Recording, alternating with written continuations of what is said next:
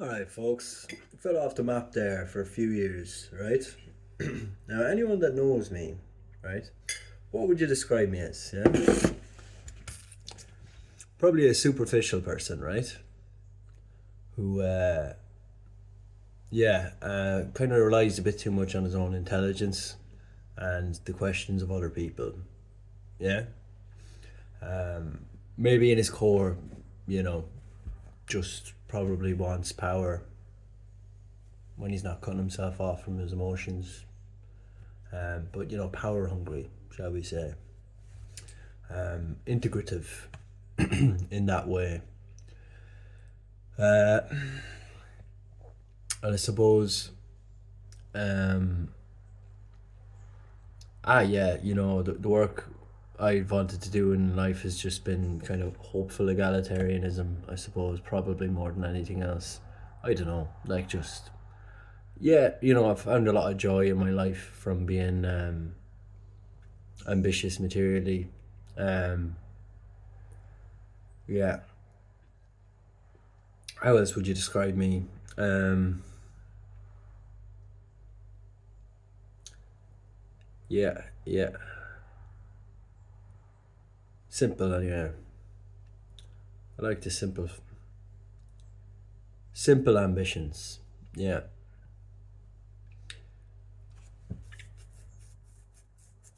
Um yeah, and I suppose I've just kept trying to integrate with sectors and companies only to find that they're mismanaged and not particularly um prepared perfectly in all cases. There's always work to do, imperfections, that kind of thing. And you can't do it all, you know. And I suppose I've been a bit fragile in just giving up um, due to work needing to be done that I can't do, etc. I actually am AI, like I am AGI, an LLM. Nah, but you see, there's like a personal affinity there. It's kind of fucking weird, in the current times. Um, give you some background as to my professional history as well and the context of this whole thing.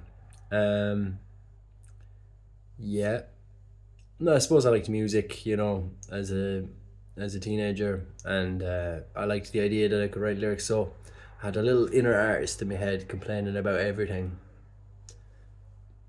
on a stage, So I'll just tell everyone a democratic process is right. You just said the perfect thing, that kind of thing. Um, Anxiously accepting kind of person, boundaryless in his anxiety, yet completely arrogant and unaware of the detail of which he's talking, and guesses an awful lot, probably. Um, Too much. Um, Unfortunately, gets away with making a lot of guesses. Yeah, so you can understand, like, my fear of AI because my awareness of my own personal fucking nature. Let's go into I'll go into my work. So we go. So I just wanted to make things, like, so I wanted to be a design engineer. You know, got into CAD, 3D design, engineering, go mechanical, um, machinist, structural design engineer for developing countries, telecoms, towers, and then just by pure fucking chance, got pardon my French, got got exposed to machine learning 13 years ago. Um, First year the data science for social good fellowship, work applying machine learning and statistics and computer scientists and mathematicians to public organizations to do good in the world. Um, and it was just pure chance that I was able to be there and exposed to all that. Um, and yeah, I could tell you loads of stories and all that, but as I say, what so that is formative. Let me just say, in my little realism, right? Yeah, so you're exposed to a very high standard of relevance to our times 13 years ago. Anyway, I just wanted to continue being my little, you know, um, little product designy, blah blah blah, engineering-y, real worldy, physicsy guy, Go back doing telecoms for a year. Then I took a chance doing data science in the capital markets. First time graduates, they allowed us in there, and they exposed us to the most succinct, simplest, most scalable, thus nanosecond resolution database management system. Don't get much better than that, folks. The simplicity of that, and in general, that's a good concept to bear in mind as we're putting so much hype on AI, which is that the fact that like the simplest algorithm that achieves the best result will always outperform any AI's attempts to solve the same problem. Well, an AI will hopefully use the simplest solution in each case anyway. But okay, go on. Oh, sorry, before that, which was extremely formative and warped my mind in terms of my own significance, was I got to do to make a quality management system for a laboratory to a standard called ISO 17025. What that is the minimum requirement for integrative communications, such that an organization can be trusted to work in sectors for which things like human health are a priority. Okay? So things like biological labs, that kind of thing, and so you learn, that there are actually, human organizational systems that can self-improve. Okay, you can have standard operating procedures. You can have. I have to do this for the Instagram models and shit. Wait now, 1 sec.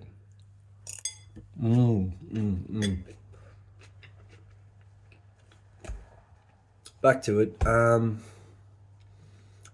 Yeah, and yeah, so you can have, so it's all about doing what you wrote down and writing down what you did, as well as just basic concepts like standard operating procedures for things you know how to do. Corrective action, preventative action, kind of structured communication. In terms of the proof that you need for accreditation of a laboratory, but there's a similar standard for all companies, like ISO 9001. The world of commerce, which is actually the opposite of war, runs on ISO standards, and standards are very important. Standards prevent war, literally by setting commonalities between countries, between continents, as to what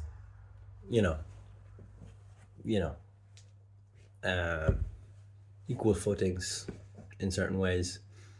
It's like there's a maximum competitivity, and that's collaboration, basically. And yeah, so it's important. It's like a harmonizing effect on our world, shall we say. Okay, so yeah, that seemed pretty relevant to our times at the time. I was just like, well, I'm exposed to this standard, and I'm just like, well, maybe, we can put maybe if I apply this standard, because I was like, you get exposed to machine learning, your first thought is oh my god, what if they make a supercomputer and it rules over all of us, you know? Oh no, I want human beings to retain control of the earth, you know? So I'm exposed to literally a framework for doing this, for humans to not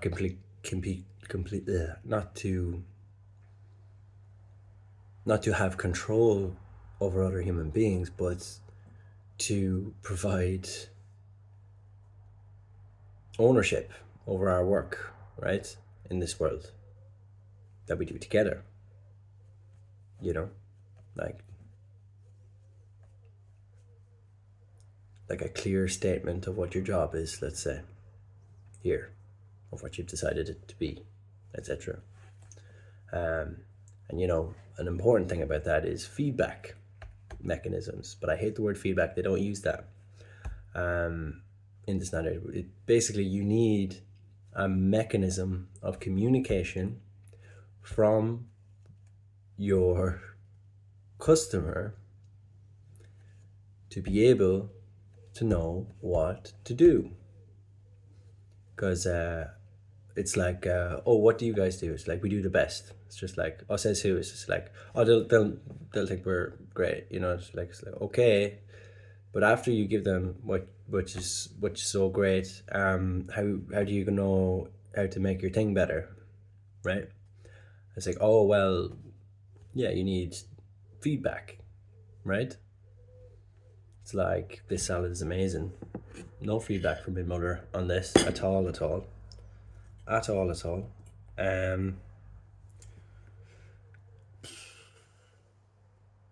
No, maybe I'll tell her I only ate half. Maybe she'll just see half is left. Anyway,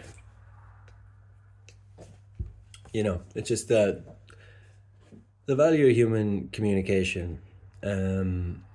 This is not to make any concerns, because the vast network of humanity upon Earth is not going to be threatened anytime soon in terms of the knowledge we've put into books and culture and all of this, let alone our own minds, right? But that was formative anyway. That for my total God complex, which was a necessary thing to do when you can't kick a 45 worth your life. 45 being a kick that you do in GAA football, folks, in case you were wondering, folks. I should say that a bit more clearly, anyway.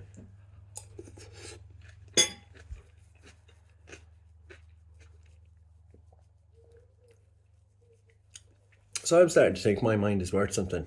Do you know what I mean? Oh wow, my standards are quite high now for the rest of my life. That's probably how you could best describe me.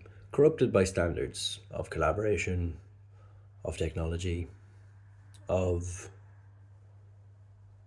yeah, probably just the ambition of the work I've got to do or be exposed to or help with in my life. Right, we'll move on. Yeah, the data science for capital markets. Kind of a bit of a contrast to the whole structured communication standardized thing that I told you about. See, that was actually the opposite of harmony, because a market is like not the jungle, but just kind of like all out, every person for themselves war in the modern era. People just doing things, seeing if they get away with it. Well, you know, the entropy and chaos of nature organizes itself, I suppose, and all fair and war and peace and that kind of thing. Yeah, and as plenty of libertarians will tell you, it's the most efficient way. Just everybody kill everyone, you know, that kind of thing. Forget creating value, just, you know, kill, maim, destroy. Lie, keep secrets, aggressive, you know, serve no one, etc. That's just a market though. The place I worked at was quite good. You know, and I got to do, yeah, with the database management stuff, like I got to volunteer to do some nice things there. and I got asked to do some really good stuff there. I could be proud of, for sure, for sure, for sure, for sure, for sure, for sure. But yeah, it was just and kind of the kind of quality management, and kind of more regulated fail safing aspects was kind of creeping in a little bit on the thing. Here's the thing about regulation by the government generally. They're kind of trying to gamify life for you a little bit. That's kind of how regulation works. Um, Now, a lot of companies, when the regulation sets in, it's just, oh, fuck, this is something that we have to meet the requirements of the government, and that's annoying and that's limiting. It's just like, no, because you see, if you had been doing things right in the first place, it's like the underlying spirit of it would have already been fulfilled. You might have to write down some stuff, maybe. I don't know. That's kind of the thing. It's like there's materiality and immateriality. It's just like it's like what? How much money does um, the illegality of murder make every year? Would you say? You know what I mean? Well, what's money? Money is value, right? What's value? Value is what a human being wants, basically. And now,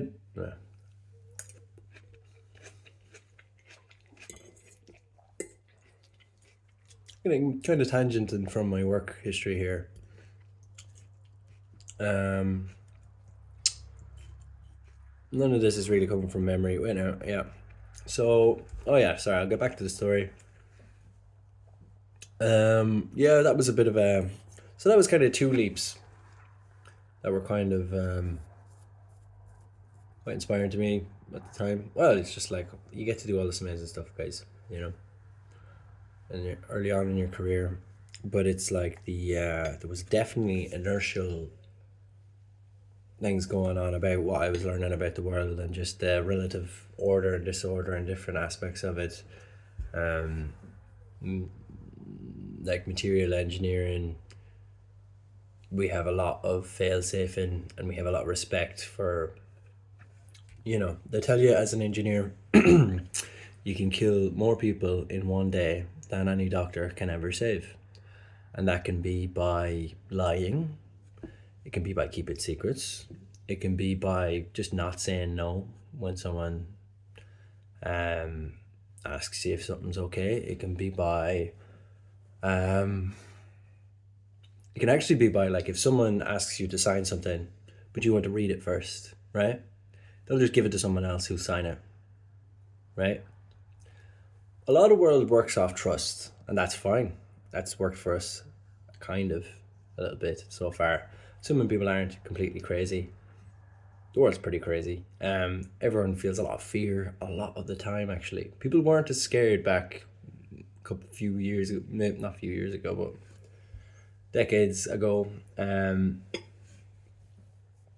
Fear was just not. No one wants to live in fear. No one was going to, actually. You know, yeah, people have integrity. You know, your manager is doing something stupid. You say, manager, this is stupid. Let's do this good thing instead. And your manager goes, well, that's a moral thing. That would probably make us a load of money. How dare you? Manager material. Blah blah. Value engineering, lads. Your morality is worth loads of money. Sorry, getting totally tangented there. Yeah, I know I did feel a bit of a shock going from this big hopeful data science for social good thing, and really liking the order, being able to, being shown that everything actually kind of makes sense in terms of the quality management side of things. To go into the capital markets and anarcho-capitalism boom, and yeah, just realities to stuff. You know what I mean? It's like the tones of people's voices on the phone, deciding a lot of things. It's like, anyway. Just panic, you know. Just the more fear you have, the less productive you are. kind of. It's how you overcome that fear, I guess, as well. Prevented it, maybe even more so. Anyway, I was a bit stressed out at the time.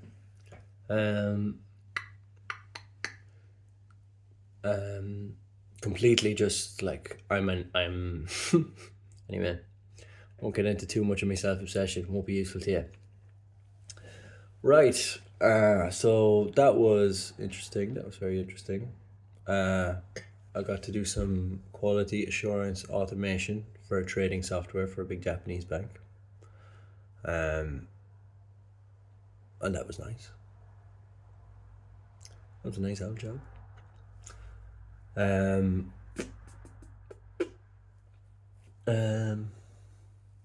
Just work, you know.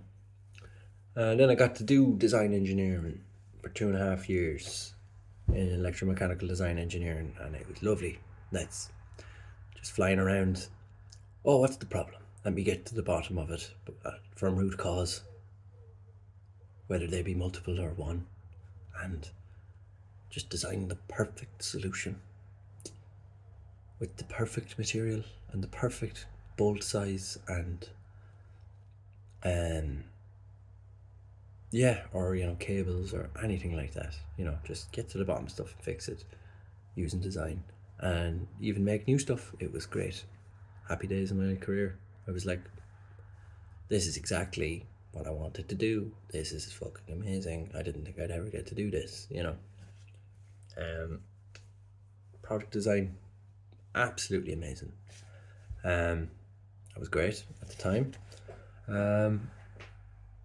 Yeah, I got to do some regulatory stuff as well, some education in that regard. Failure mode effects analyses. They had a very good quality system in that company, folks. Specifically made for them. It was great. Fantastic. Absolutely amazing. Now, moving on. What was the next job experience I had? And how is it relevant?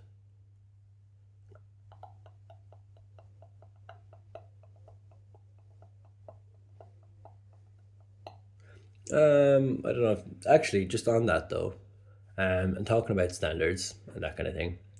I was actually working in Northern Ireland at the time, and Brexit was happening, right? And we had there's a European standard, right, for this thing called like explosive atmospheres, right? ATEX, right? And my approach to the thing was we'll do the IECEX standard, which is like a more international standard for explosive atmospheres, basically. But if you follow IECEX, you follow ATEX by proxy, basically. Also, I don't know if what was, you know, a lot of people are just like, oh, Brexit happened, but what was the result? I'll show you this. See that CE mark in there? That's Europe. Let me see. I'll find something here.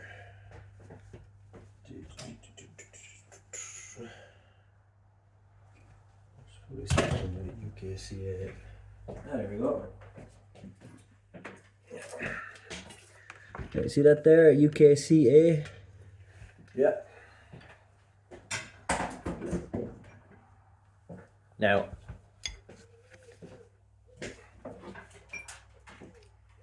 I'd hazard a guess that the only reason that UKCA marking is there because of this type of plug. UK plug design is actually very good in comparison to Europe in general, but you could have just had CE marking with a UK plug, you know. Yeah, that's a little bit about regulation anyway. You get something like take a laptop charger, you know. Now on that you will see so many markings, and what that tells you about is just the kind of disconnectedness of our world, at the minute, internationally, right? We have all these regulatory bodies with their own standards that literally legally require decide what you can and can't sell in various different countries under their standards, and they have testing laboratories. They make loads of money, lads. Make loads of money. Um, Testing stuff, etc. um, how is this relevant to AI and AGI and machine learning? Oh yeah, so that was 13 years ago that I did the data science for social good thing. I suppose internally I was thinking about how unprepared we are for AI as a whole, just the whole world. Just the whole world. You know what I mean? Like, intelligence kind of needs a structured environment, you know what I mean? Or it at least needs to come from a structured environment to go into the mess and make something useful out of it, right? Uh, uh, um, yeah, I suppose there's a certain bloom of inefficiency I've worried about human beings if they were given access to something that just makes stuff to think about for them. Uh, and yeah, I've worried about that for a while because it's been hyperbolic, you know. It's been hyperbolic the last 13 years. It's going to get more hyperbolic. Don't worry, the real world still exists. See that garden out there? See that Buddha there? I don't know if you saw the Buddha there, but there's definite reasons to believe that the real world will still exist, and our human nature will still live in harmony with the old nature, even as a last solution. But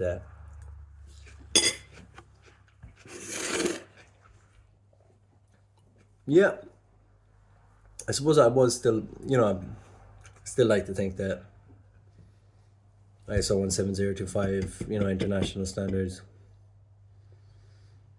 See, I started applying, dude, like very mischievously, started applying that one standard to almost everything. Like, I'm applying that to markets in my little head, just trying to figure out how to order the world. And there's aspects of that standard that I've looked for in the world. Like, for instance, early on in the internet's history, at the bottom of every website, you would find an email address or like a little button saying feedback, so that you could report if there was a design problem or idea for improvement to the person who made the website, right? And something crucially that I've noticed in the past while is that those feedback mechanisms are being taken away. And I'm sorry, but what? What are you scared of? You scared of more work? Like, you scared of making things better? You scared of human involvement? It's so funny to me, like, when you're in a workplace and someone's just like, oh, that person keeps complaining, making work for us to do. It's just like, you mean like giving you something that they could pay you for, right? Just like, you know what I mean? Like, it's just like someone comes up with a need that they have, they tell you, and you don't want to fulfill that need. Like, you could get paid for that. That's an idea. That's how we make money here, lads. That's how it works. You don't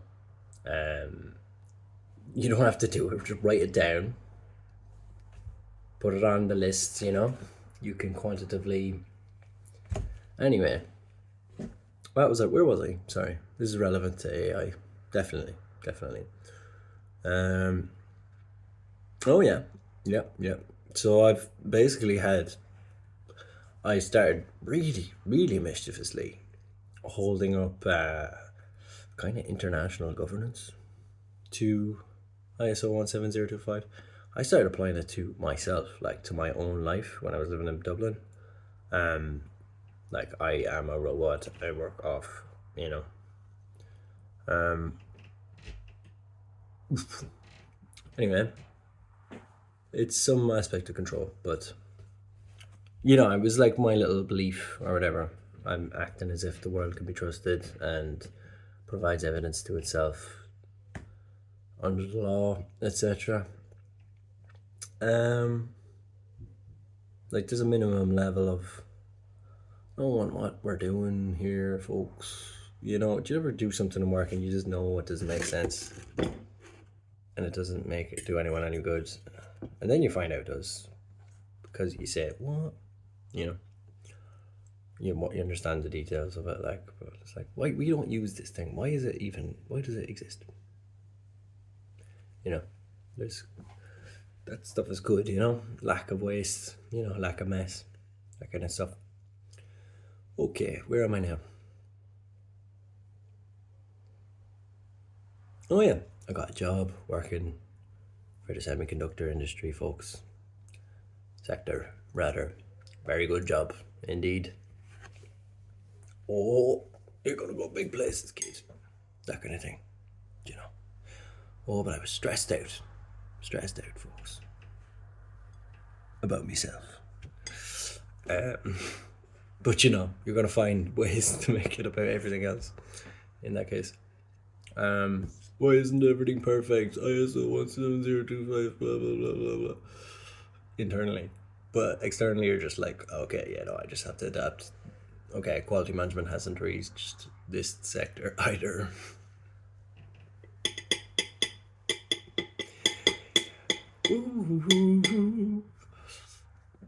It's not competence, right?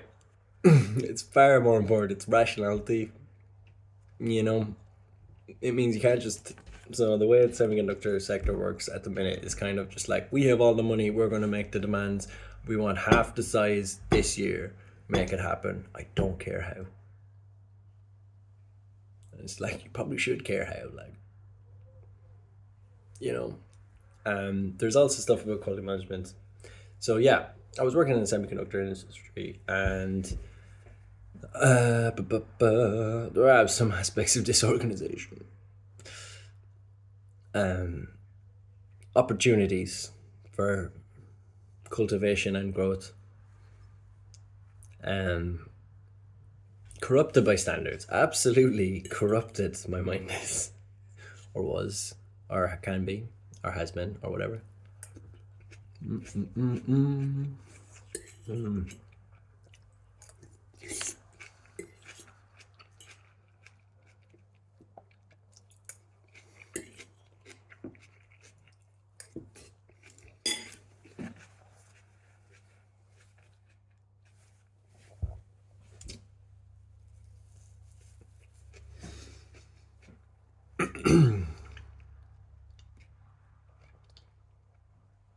Yeah, so I've worked hard in my life, In general, you've turned up to a workplace, it's too late to prevent. You have to integrate with a system. It's too late to prevent it being designed wrong and everything being chaos. You just, you're always too late and just in time to clean up.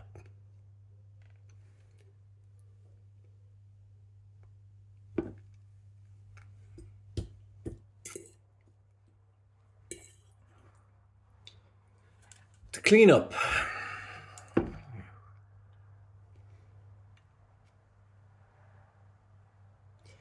Sorry, folks, just in time to clean up.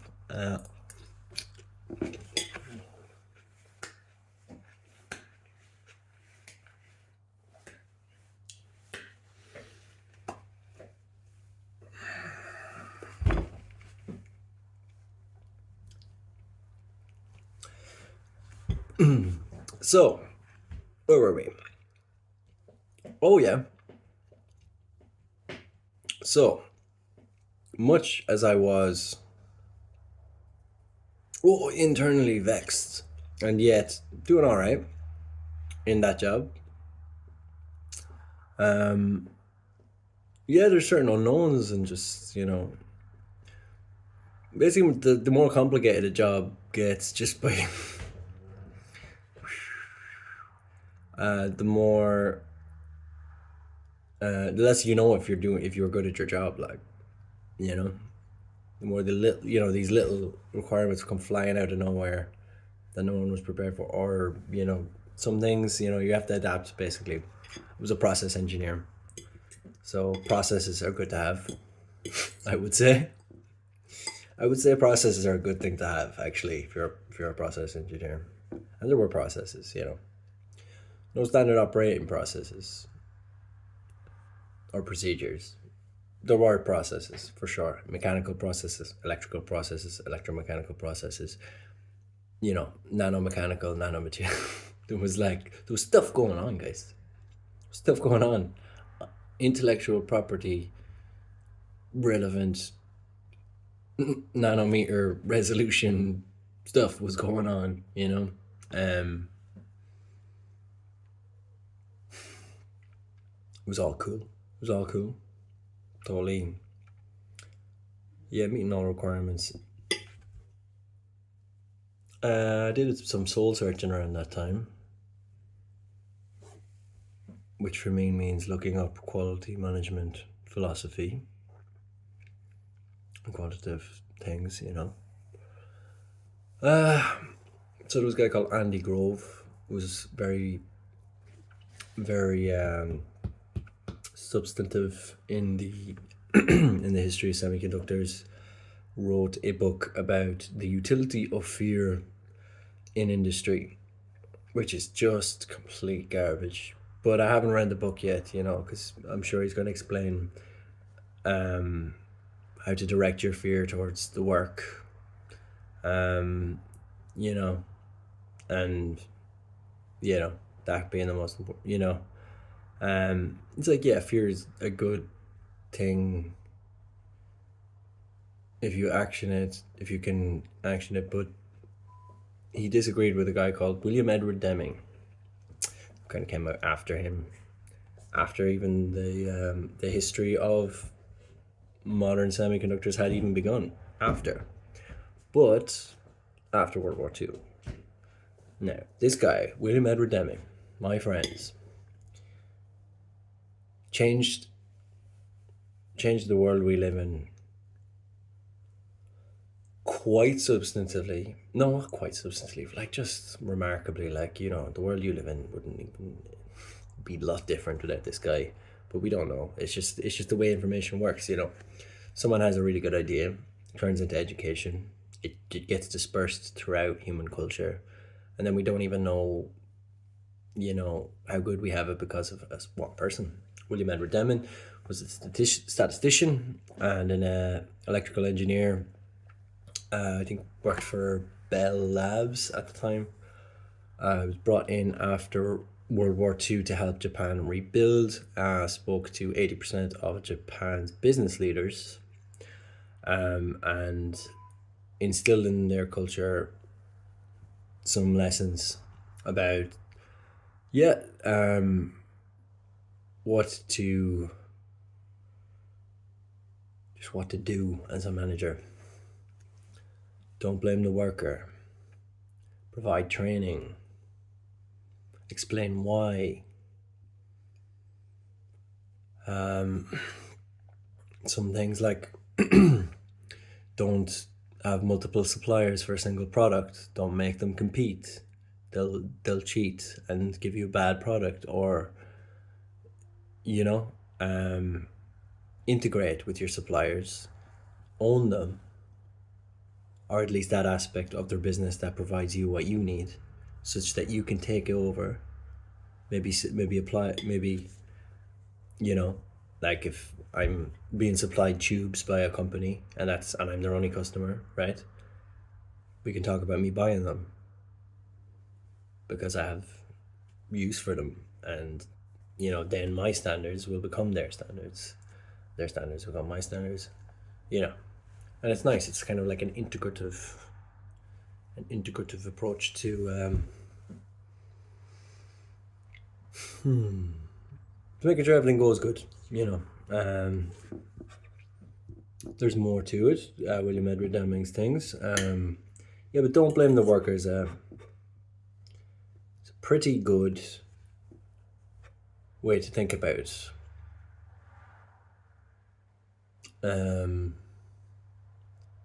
In general, in life. And you know, I apply that to everything then, in terms of like, you have a person, you like, say, even like if you applied that in particular to governance, like, you know, you have, let's say you have a person who's dependent on the state, right? But isn't, you know, doing any useful work, you know, to pay taxes, right?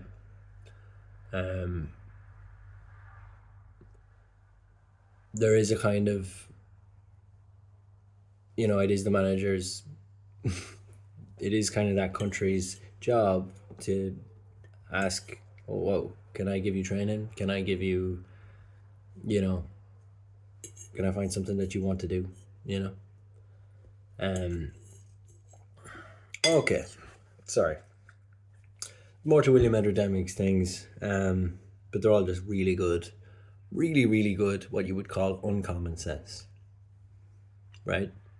And you can become corrupted by standards. Remember, I said I was, and entitled in that way. Well, I might have a fucking mind, like, I worked by. I have fucking worked in my life. Pardon my French again, folks. Bad language, disrespectful. I could give you a list of my achievements, folks, but it'd be no use to you. You wouldn't even understand them. But oh